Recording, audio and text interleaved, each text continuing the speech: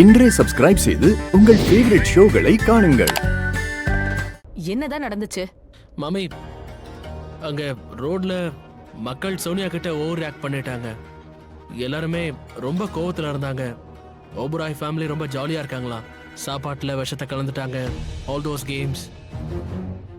அண்ணா பாத்தீங்கல்ல, இவ பண்ண திருட்டுத்தனத்தால ஃபேமிலி மெம்பர்ஸ்க்கு பிசினஸ்க்கு தண்டனை கிடைக்குது.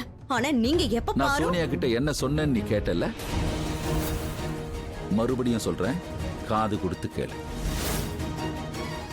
எல்லாம் நல்லபடியா முடியும். எல்லாமே நல்லதுக்கு தான். ஆனா எப்போ எல்லாமே நல்ல விதமா முடியும்? நம்ம எல்லாருக்கும் மானம் கௌரவம் அந்தஸ்து போன பிறகுதானே எல்லாமே நல்ல விதமா முடியும். சரிங்க, நம்ம வீட்ல இருக்கிற எல்லாருக்குமே மானம் கௌரவம் போனதுக்கு காரணம் யாரு? இதோ இந்த லக்ஷ்மி தான் காரணம். திரும்ப திரும்ப ஒவ்வொரு நிமிஷமும் இந்த குடும்பத்துக்கு நீ எவ்வளவு கஷ்டத்தை கொடுத்துட்டு இருக்கங்கிறத நிரூபிச்சுக்கிட்டே இருக்க. இவ தரித்திரம் பிடிச்சவதான். எத்தனை முறை வேணாலும் இத நான் சொல்லுவேன். உலகத்துல மத்தவங்களை எப்படி படைச்சிருக்காரோ தெரியாது, கடவுள் இவ்வளவு தரித்திரம் பிடிச்சவளாதான் படைச்சிருக்காரு. அந்த விஷயமும் அடிக்கடி ப்ரூவ் ஆயிட்டு இருக்கு. ஆனா நீங்க அத புரிஞ்சுக்க தயாராவே இல்ல. ஜஸ்ட் என்னோட பையனுக்காக, என் ரிஷிக்காக நான் எதுவும் செய்யாம இருக்கேன் தெரியுமா?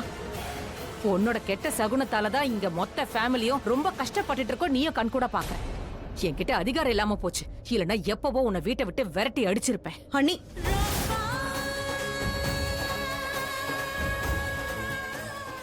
என்னப்பா இது? ப்ளீஸ் பா, என்ன மன்னிச்சிருங்க. சோனியோட இந்த நிலைமைக்கு ஏதோ ஒரு விதத்துல நானும் காரணம்.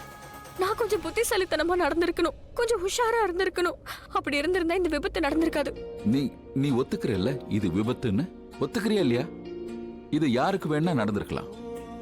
இங்க பாருமா, எல்லாத்தை விட முக்கியமான விஷயம், உன்னை நீ பிளேம் பண்ணிக்கிறத நிறுத்து. ஏன்னா இந்த உலகம் இருக்கே, அது உன்னையே டார்கெட் பண்ணும். புரியுதா? அதோட இன்னொரு விஷயம், அடுத்தவங்களுக்கு நாம தப்பு பண்ண சந்தர்ப்பம் கொடுத்தாதான் அவங்களும் தப்பு பண்ணுவாங்க. புரிஞ்சுதாமா? அண்ணி, சொன்னதை கேட்டீங்கல்ல? இங்க பாருங்க, இப்படி ப்ளேம் பண்ணிக்கிறத முதல்ல நிறுத்துறீங்களா? கொஞ்சமாவா அனுபவிக்கிறீங்க? ஜெயிலுக்கு போயிட்டு வந்திருக்கீங்க. ரிஷி ப்ரோ பொறுத்துக்கிறாருல, அவர் ஜெயில இருக்காரு. அதனால நீங்க உங்களையே இப்படி குறை சொல்லிக்காதீங்க. நீ யோசிக்காதீங்க. நீ எதுக்காகமா கவலைப்படுற? நான் தான் இருக்கனே. இவன் இருக்கான், உன் கூட சிங்க மாதிரி நிக்கிறான்ல. அப்புறம் என்ன? அதனால முதல்ல கவலைப்படுறத நிப்பாட்டு. லுக், சோனியாவை பாத்துக்கிறதுக்காக கரிஷ்மாவும் நீலமும் இருக்காங்க. அவங்க அவளை பாத்துக்குவாங்க. சோனியா நல்லா ஆயிடுவா. பட் உன்னை நீ தான் பாத்துக்கணும். ஓகேவாமா? டேய், புரியவை. அண்ணி, சோனியா ரொம்பவே ஹர்ட் ஆயிருக்கா ஆயுஷ்.